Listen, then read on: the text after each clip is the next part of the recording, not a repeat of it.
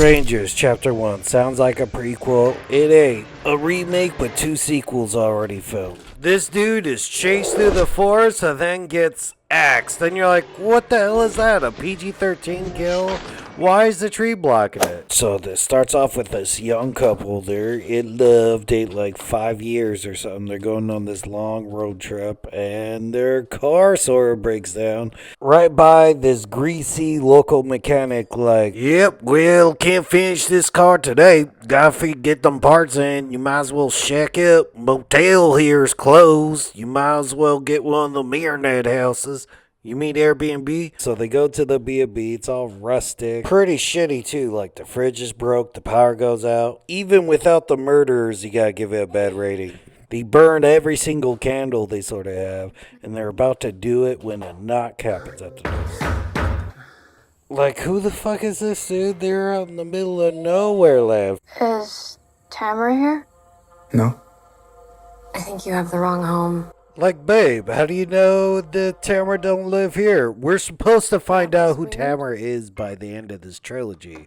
But I guess not right now. Alright, so he fucks off and goes to get something to eat. But then the knocking continues. Actually, the boyfriend, the nerd, actually forgot his inhaler in the car and had to go back to the greasy mechanic. But the greasy mechanic met him at the car when he got it, so it's not him.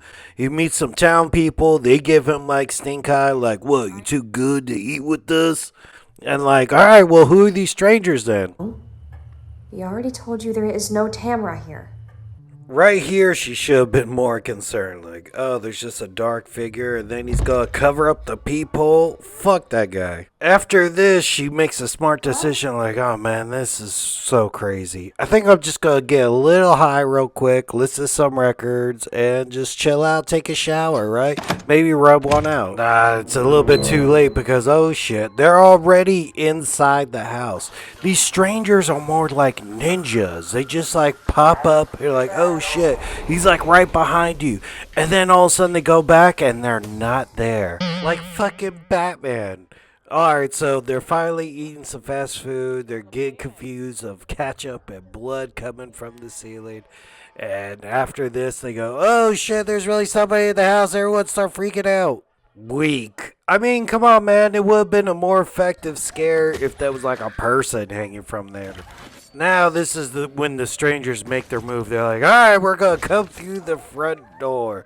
And this is where they go, oh shit, all right, we're going to run to one of the bedrooms, barricade it. Baghead used his axe, chopped the door down, and then just sort of looked at him and went, no, man, not yet. You guys aren't ready. Or they should have done something else. Maybe get out of the room through the window, but they're like, no, we're going to go through the crawl space in the basement. By crawling through the crawl space, and it's dirty. There's rats down there and such.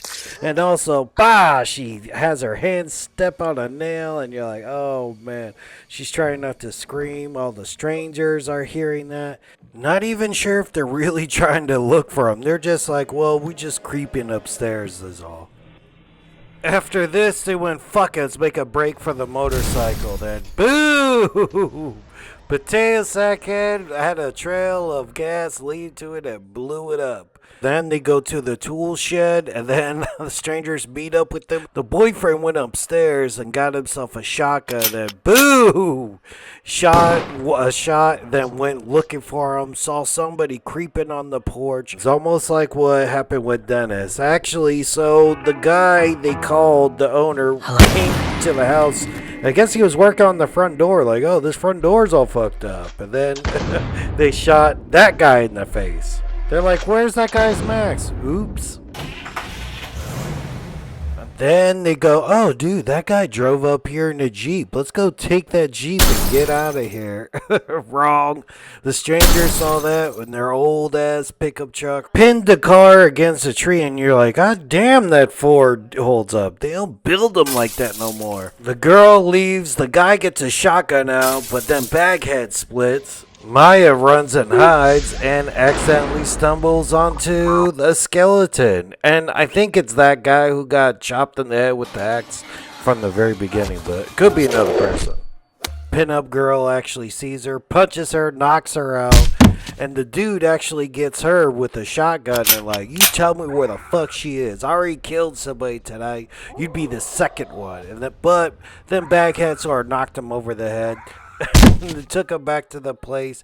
They did the whole tie them up in the chairs. She asks, why are you doing this? Because you're here. Instead of the original what it was, because you're home. So that's like, oh, instead of a home, it's this house specifically because they already killed one guy at the very beginning because I guess he was there. Just like the original, they both get stabbed while they're sitting in the chairs, except this time they don't take off their masks. But they both get stabbed, they both fall over, they hear sirens in the background, they go, oh shit, the police are here, let's get out of here. So then the strangers all leave, and then we cut to like maybe a couple of nights later, and she wakes up in the hospital bed. Baghead actually followed her there, and then we get a to be continued. But is he really there, dude? Because she's going to be in part 2 and 3, so I don't know, it's probably figuratively in her mind. But I love it, dude. One last scare before we go.